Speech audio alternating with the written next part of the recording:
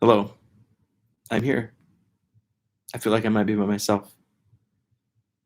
I don't know how to tell if anyone's here. I think there's no one here. I think there's a little thing here that says and it's a 0 currently. So I don't know what all these buttons do. I've never, okay. And then there's a one that says end stream, which I'm capable of doing at any time. Oh, someone came in and left. They came in and left. One person was like, boop, and they're like, zoop, and there they went. So I suppose I should say something or do. I'm prepared to do lots of different things. I have some of my favorite books here. I don't know. I think they might be backwards right now. And 52 seconds in, what could we do? Well, I suppose I could ask myself questions and then answer them. Uh, what a coincidence that you have the same last name as me. Zeke, if you have any questions, I'd be happy to answer them. I'd be wonderfully charmed to answer any questions from any members of my family or other people in the world. I know some things about music, philosophy, literature, writing, reading, being a parent, being a child, being a young man, adolescent. I went to college. I had some experiences in college. Not all of them were good, but they were all formative. That's always something that we have is the opportunity to build our lives. That's what we're doing. We're building our lives. Right now, I'm building my life. I'm doing something that makes me feel very vulnerable and somewhat awkward.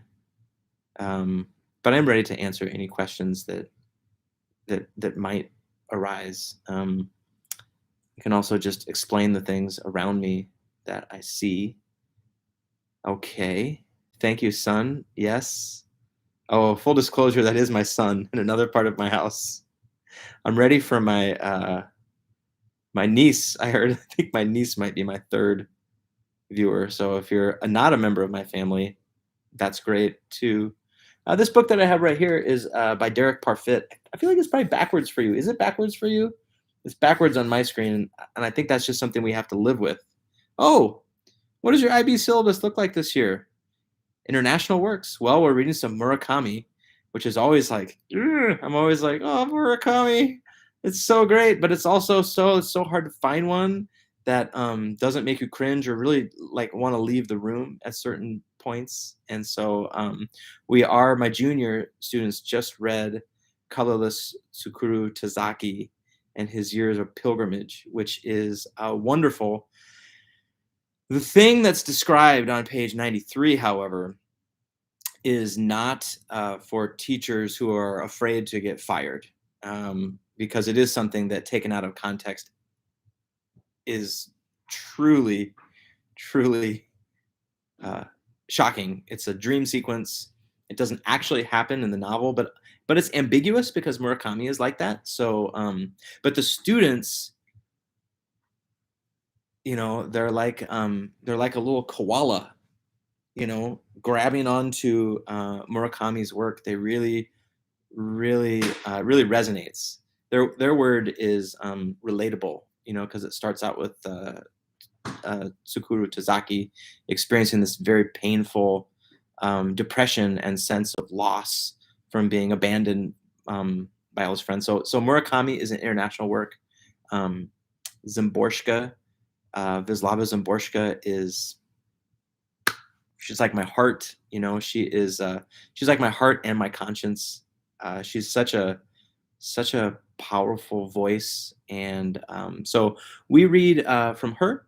Oh, Murakami's work is Colorless Tsukuru Tazaki, and and it definitely has some themes that are,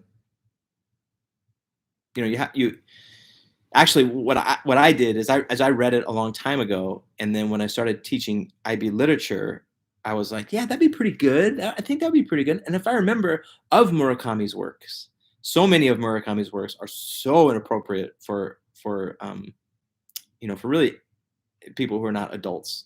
Our IB students, we tend to teach them, we try to, tend to treat them like adults. So of the Murakami works that are out there, Colorless Sakura Tazaki is one that like could work, except for this one sequence of images, which is like, and I forgot about that sequence of images. I forgot about those pages. I forgot that. And the books were ordered and the students were reading them. And I was reading just one page. I was reading just the assignment ahead of my students.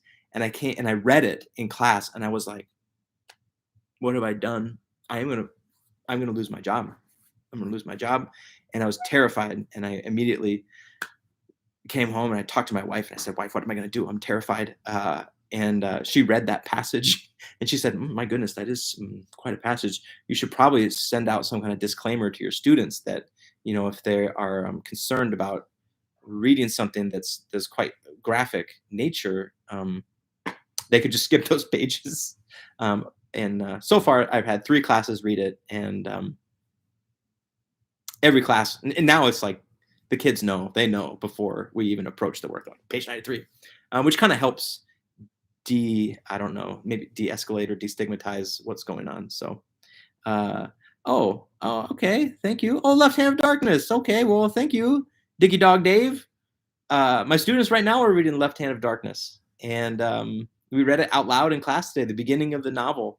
And I made that video, and I think I'm going to make another one for All the Pretty Horses, because All the Pretty Horses similarly is a novel that is really powerful and like such a great ride and such a great journey, but very difficult to get into, very difficult to find your way, especially in the beginning. So I think I'm going to make a similar video, and I like to think that way. I like to just have a piece of paper, like a plain piece of paper, and start to connect ideas and concepts and create something that's visual. And for me, it's like a context for thinking. And so I am going to do that, but I appreciate that. So other international works, Murakami, Szymborska, I'm trying to think. Oh, Octavio Paz, poetry of Octavio Paz, or the nonfiction of Octavio Paz. They're both difficult. The nonfiction is very difficult. The Labyrinth of Solitude is probably, in my estimation, like one of the greatest works that examines cultural identity. And in Octavio Paz's case, it's Mexican cultural identity, which is appropriate for my students because I have students where I'm the only Anglo-American. I'm the only gringo in the room. Everybody's Latino, Latina. They're all families are from Mexico or Latin America. And so I really love to showcase the depth of intellect and thinking from Octavio Paz, and his personal biography was so interesting. He was an internationally recognized poet, but he was also the Mexican ambassador to India in like the 60s and 70s. And think about how interesting that would have been to be, living in India as an internationally celebrated poet. It's very interesting. Let's see. Diggy Dog Dave says, introspection on gender feels like the level we are just barely touching today. Yeah, you're right. And some of her language, you're getting there and you're like, I don't know, the questions that she asked. And I don't know if you've read I think it was around the time that she wrote the book. She wrote a preface that kind of like talks about her perspective on science fiction, and how science fiction is not I can't think of the word, but it's not predictive. It's not designed to extend our current reality a little farther. Its purpose is to examine our current reality. And so the complexities and the ambiguities and the and the continuum of gender that she examines in that book is right on. It's right on. Thanks, Diggy Dog Dave. Thanks for dropping in. Other questions? I don't know how long I'll do this. I'm glad we got this far. This is good. This is fun. Who else did I mention? Murakami, Szymborska, Octavio Paz.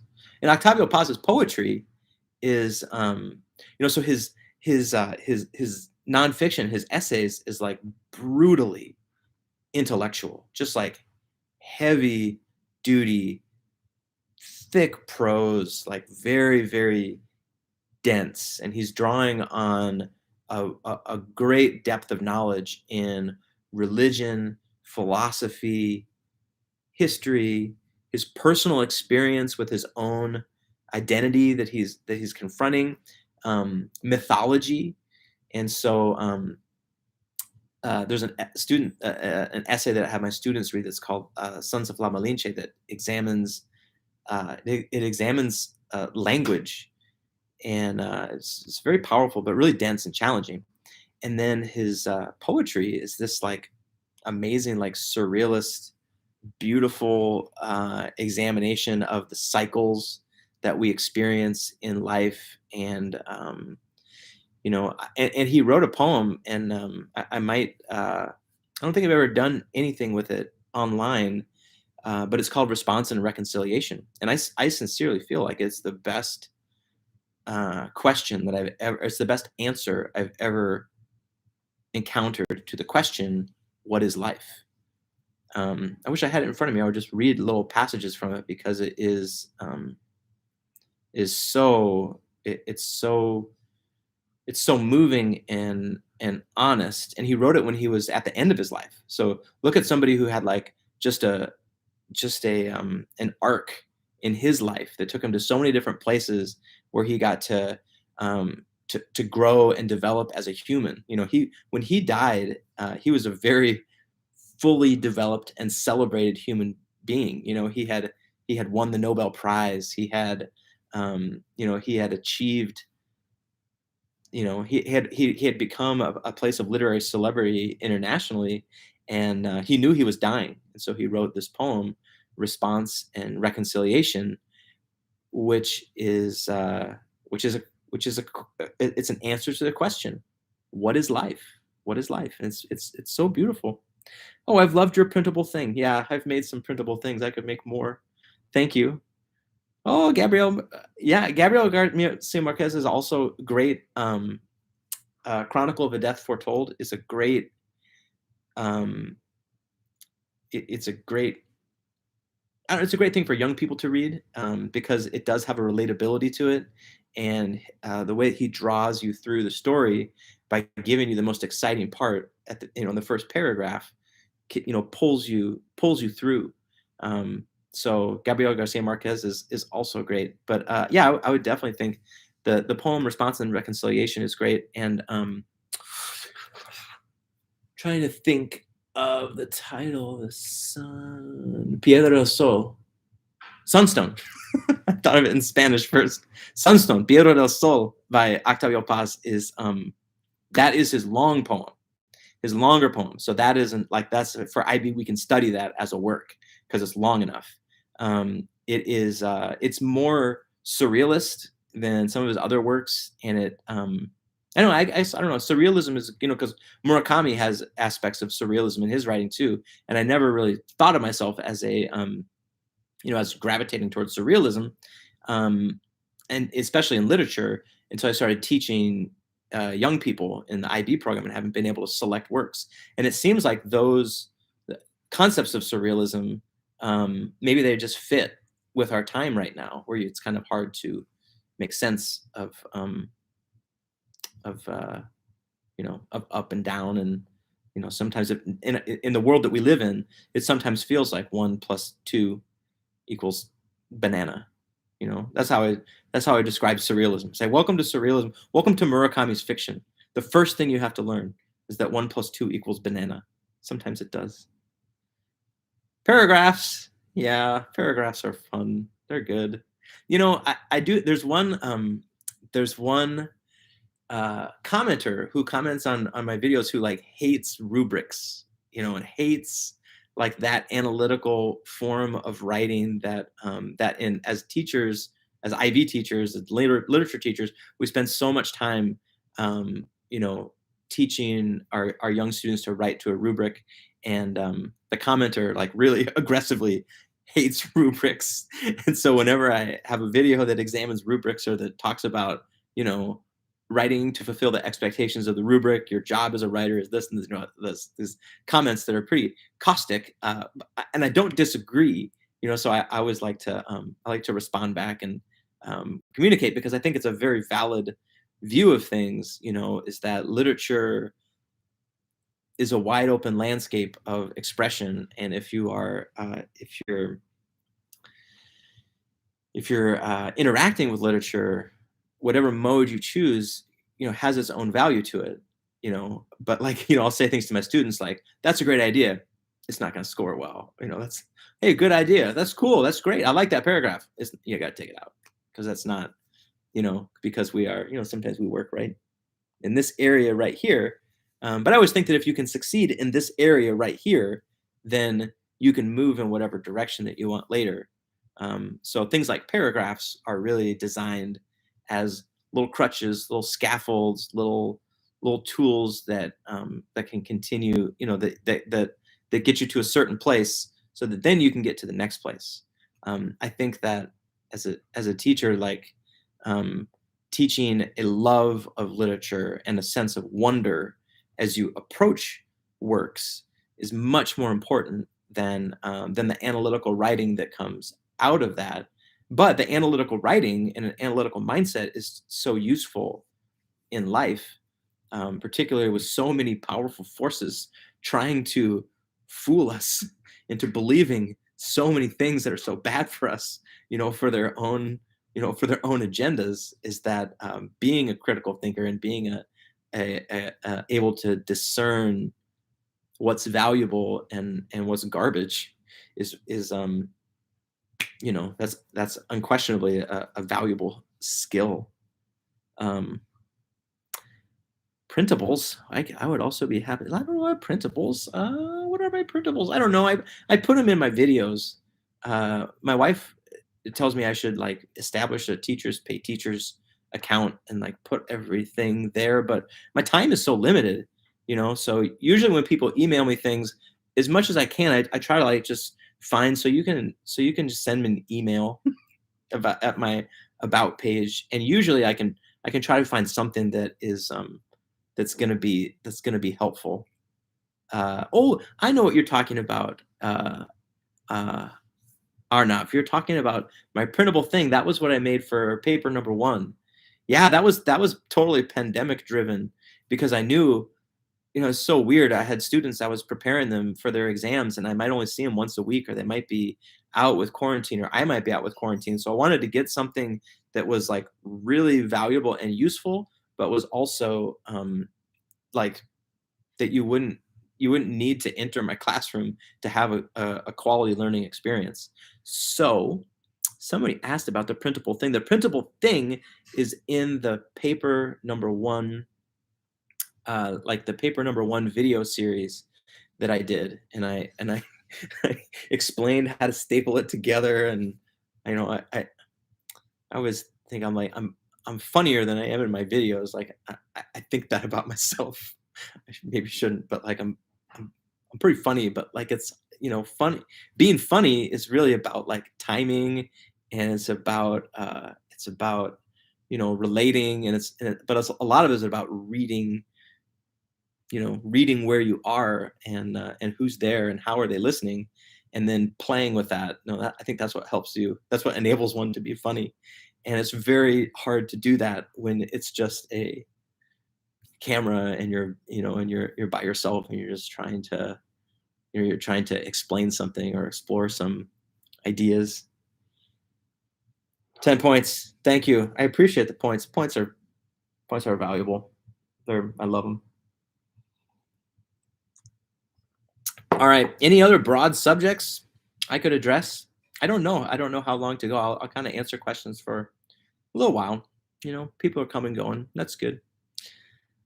Oh, Szymborska's not on the list. She's got to be on the list. She's a Nobel Prize winning Polish poet. Oh my goodness. I would double check. I thought she was on the list. I was on the impression that she was on the list. but yeah, if she's not on the list, I would definitely use her as choice, because of the works that I have my students read, we read some John Milton, we read Paradise Lost, we read some Shakespeare, because we speak English. So if you're a native English speaker, you just got to have the Shakespeare in there. So they usually read Hamlet. Some years we've read Macbeth. Some years it's been Taming of the Shrew is pretty fun.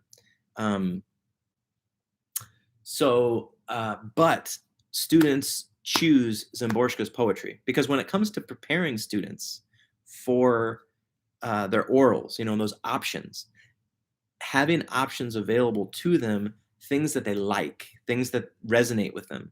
And so my most often chosen, not Shakespeare, it's not Milton, it's Szymborska. It's Satrapy. Yeah, Satrapy's good. It's good. And but Murakami, Murakami's probably the number one because they get it. Like they get what emotional suffering. They get that what Murakami is able to do very successfully in that novel is paint us a picture of emotional suffering. And I don't know why, but high school students, they're like, oh, I get this. Oh yeah, for sure. He said something like the very first paragraph, he says that he's thinking about his own death. He's looking back on a time in his life when he felt like he was close to death. And he said something like dying could have been as easy as swallowing a slick, raw egg. And that's in the second paragraph. And it's like, as soon as they get there, like the kids are just like, I'm in. I'm in. And so they have a good experience learning through the novel, learning about surrealism, learning about how Murakami messes with us, as an audience. We're reading his book and he's constantly playing with our expectations and pulling the rug out from us, especially with our insistence, not insistence, but like our dependence on cause and effect, and our conception that there's some kind of order that we can rely on when we're thinking about what things mean and we're thinking about our past. And he defies our expectations again and again in that novel. And then the kids at the end, I won't give it away, but the kids they're mad.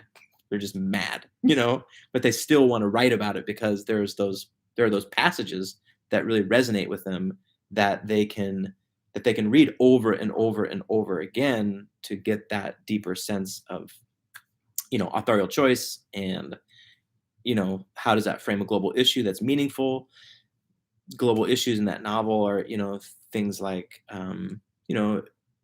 depression, suicide, social relationships, social groups, sexuality. All those things are they're a great field to plow when you're thinking about looking for something that's relevant for students.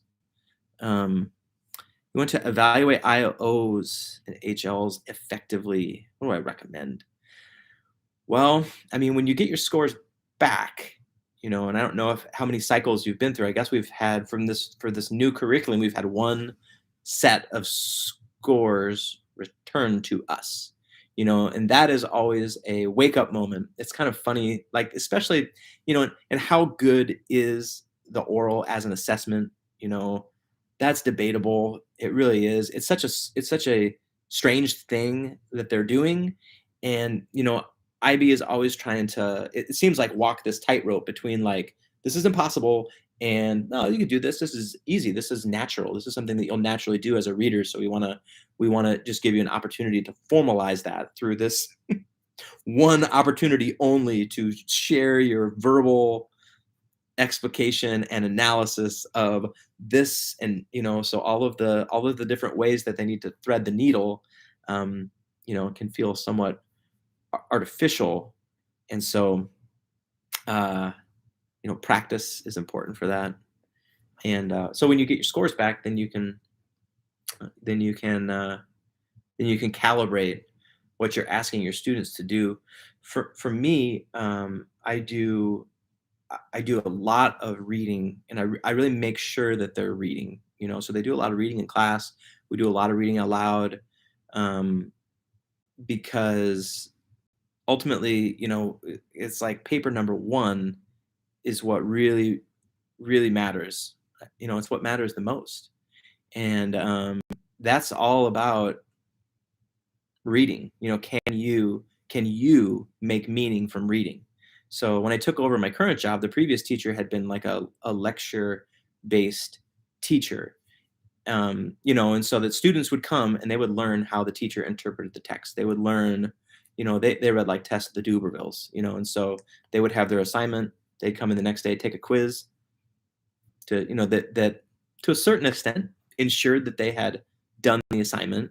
But then they would take notes for, the class period about what their teacher thought of the text. He would highlight the motifs and the themes and he was, brilliant in his interpretation of the novel. But they became, I think, in my estimation, because he taught their junior, I taught the senior year, I thought they became kind of a little bit reliant on an external interpreter.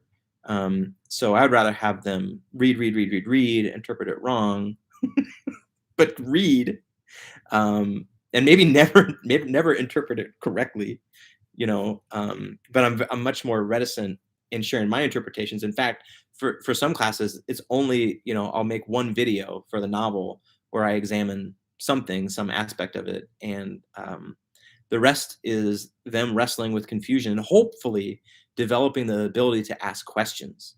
That's really important, is the ability to generate questions. I'm going to read up here and see if anything I missed. Questions. I'm so honored to have so many questions from people from different places in the world who stop by to say things and ask questions. But I could probably, what would be the best IO tip you could give? The best IO tip that I could give. Oh boy, I'm trying to think of like a one tip. If it was just one tip, it would be practice. It would be practice. Listen to yourself. Take your little friendly TikTok machine here, and utilize the record function and record your voice speaking for 10 minutes, and then listen to it, and then revise based on that. You can listen to it with a rubric in front of you and say, like, okay, am I doing this? Am I doing that? When did I do this? I think that that's really good. And then, for anything that you're doing in literary analysis, and then like literature, later in your life, it's all about what you want. What are you looking for? What do you like? So gravitate to those works, those global issues, those thematic things that you care about. Because I tell my students, like, I think you'll get another point. You'll get another point in different categories based on the sound of your voice, based on the sound of authentic interest and excitement around sharing your ideas. I think that you will, that will improve your score. So that was 17 things I just said, but that would be my number one piece of advice.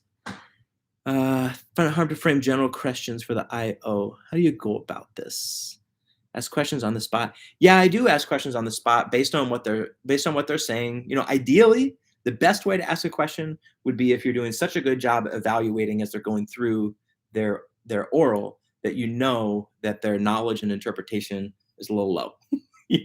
And you're like, all right, I want to ask an interpretation question, and it might be something like, in the extract that you just examined, it surfaced an idea about freedom, for example. When we get to the end of the novel, is that idea further developed or refined, or are there any surprises with the ending, or how does the ending incorporate what you just did or what you just examined specifically? If they haven't done a good job with balance, and balance is really important in the scoring, if they haven't done a good job with balance, asking a question like that and letting them run with it, it's all about time, so it's like, well, how many minutes, how many seconds did they spend talking about, the work overall? And if you ask a question like that, it can help them, so, and I tell my kids that, like, you know reread the ending, whatever it is, reread the ending, in the weekend before the oral, so that if I ask you any specific questions about the ending, you're like, you're ready for it, because sometimes it's a work that they haven't read, they read it their junior year, but they're doing their orals their senior year. So, um, what do I find that most students tend to go wrong? Oh, I don't know. They go wrong in different and surprising ways. I had a student who is a really good student, hardworking, so smart, so great. And like, she started doing her oral, and I was wanted to, because she was talking so fast, and it was such a brutal onslaught of, like, of high level academic diction, that, she had her bullet points, and it was like, it was all legit, but it was just, like, so fast that, like, it was like she forgot about her audience. So remember your audience. You have to consider your audience, and that's the thing that I say for both, writing essays and for oral communication, is that have a sense of empathy for your audience. Organizing an essay using those little phrases like, now that I've established such and such, now I said I, so don't let's not have that debate right now. But when you do those little moves in an essay, you're recognizing that reading is difficult, and that you're talking about, or you're writing about, something that is difficult to understand.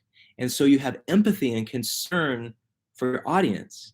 You're showing your audience that you care by guiding them through your thought process, by guiding them through, what you think is valuable. I mean, that's the, maybe that's where most students go wrong, is they don't care. If you don't care, you're not going to get anywhere. You have to, and I tell them this too: fake it, pretend, fool me, make me think that you care about this. Either one, I don't care which one you do. If you do a good job, I won't know the difference, and eventually you won't know the difference either, because this is something I teach. I teach IB classes, but I also teach a reading class. I teach a reading class for high school students, and it's not a accelerated reading class. This is a reading class for people who, they don't like reading, and they're not in my class because they want to be. They're in my class because they were assigned to be in my class. And what I've been working on with them lately is caring. Can you choose to care? Is that something that is under your power? Can you control that? George Saunders, that's another writer that I haven't mentioned. I have his book right here. I actually have. I thought when I was doing this live stream, I was like, what a great idea if I just had some books next to me. So here's George Saunders. This is great. If you haven't read this, I don't know if it's backwards for you. It's probably backwards for you, so it doesn't really matter. But it's called Swim in a Pond in the Rain. And he says in this book, it's a memorable phrase. He said that the energy that draws us into a short story, and it would apply to novels or poems too, but the energy that brings us along is our curiosity. It's the reader's curiosity. So it's that feeling of what else is going on, what's going to happen next, how are things going to resolve, where are we going to go? And so curiosity is a form of caring. That's what he says. He's such a great writer, a great human, George Saunders. Curiosity is a form of caring. So if you care about the character. That's amazing. The character doesn't exist, but you care about the character. That curiosity is a manifestation of caring. And so I've been thinking about that with my reading students, who, my goodness, we were reading the other day. We were reading. If you've ever read just a great short story, very, like, deep context for discussion and meaning, very low lexile, easy to read and understand. We were reading Thank You, Ma'am by Langston Hughes. And about halfway through the story, I started asking them if they cared. Do you care? Do you care about this boy? Do you care about this woman? Do you care about why he's doing what he's doing and why she's doing what she's doing? And the whole class was like, No. So I was like, well, let's stop. Let's stop right now because we're just pretending to have an experience if you don't care. We're pretending to have a reading experience. If the fundamental driver of reading is care and curiosity, what are we doing here? So we did something else. Maybe we'll try. And now I'm just thinking about this idea about caring, and can you choose to care? The name of the book. Yeah, the backwards. It doesn't help you when I do it like this. It doesn't help you because it's backwards. It's called. Oh, I could type it in there. Let me type. I've never typed. Okay, I'm gonna type right now. Swim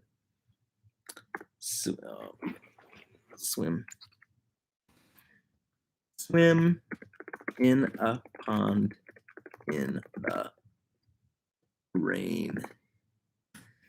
That's the name of the book, and it's George Saunders. And if you've never read any George Saunders, he's just the best.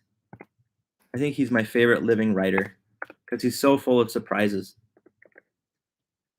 And he wrote Lincoln in the Bardo, which is another book that's on our syllabus, and it's a great book. I mean, it's really great. And it's also the other thing that I'd say for the teachers who are listening is when you're selecting works,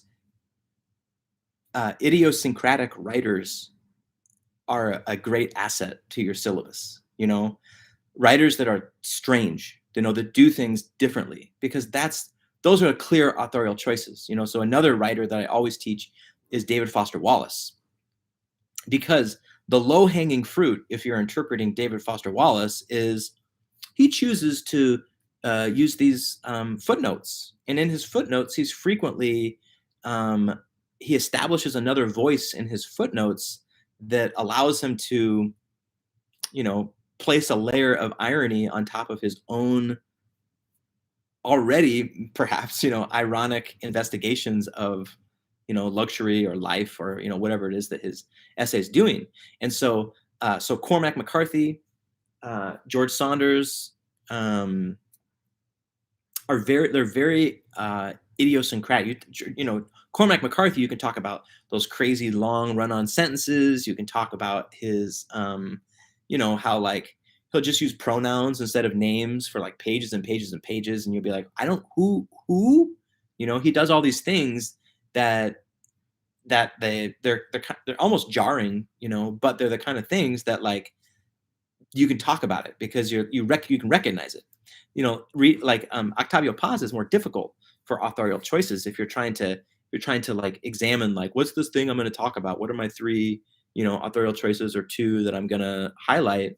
Well, he's just like a very solid, clear prose writer, who's not particularly idiosyncratic. He's brilliant, but his prose is not, there's nothing jarring about it. But if you read like Lincoln in the Bardo, is like wacky. It's crazy how he built that novel. And so on any page, there's so much to explain and explore for like the choices that he's making that are, outside of the norm. Yeah. Oh, what texts or activities?